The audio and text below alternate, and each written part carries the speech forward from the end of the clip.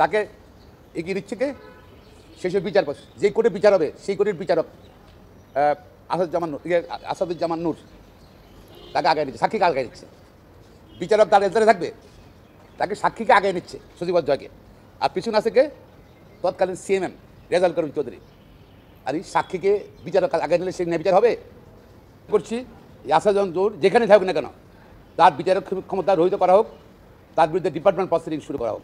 রেজাউল করিম চৌধুরী তার বিরুদ্ধে department proceeding শুরু করুক, বিচারিক ক্ষমতা রহিত করা হোক। মাহমুদুর রহমান সাহেবের এই রায়ের মাধ্যমে এখনও এটাই প্রমাণ মিলতেছে যে শেখ হাসিনার আমলে যেসব বিচারক ছিলেন তারা একদলীয় বিচারক, এখনও বিভিন্ন জায়গায় পদায়নে আছেন।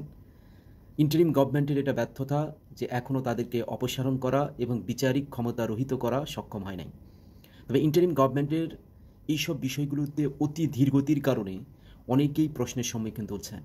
ডক্টর আসিফ নজরুলকে অনুরোধ করব এবং সেই সাথে উপদেষ্টা যারা আছেন প্রত্যেকের উচিত হবে এইসব বিষয়গুলোতে তড়িৎঘড়িৎ কাজ করা এবং যে বিচারক একজন আসামিকে সসম্মানে নিয়ে আসতে পারে, তার চাটুকারিতা করতে পারে, তার পদ লেহন করতে পারে, তার তালুয়ার চাটতে পারে, সেই বিচারক একটা স্বাধীন বিচার করার সক্ষমতা রাখে কিনা এটা প্রশ্ন আগে থেকেও ছিল।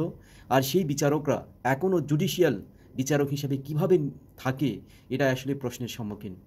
মাহমুদুর রহমানকে সেই বিচারকই আবার কারাগারে পাঠিয়েছে যে আওয়ামী লীগের পা চাটা কুত্তা ছিল, সজীবুয়াদ জয়ের পা চাটা কুত্তা ছিল। তাদেরকে আবার যদি সেই সেম আসনে বিচারক ক্ষমতা দেওয়া হয় তাহলে ন্যায় বিচার আসবে কোথা থেকে?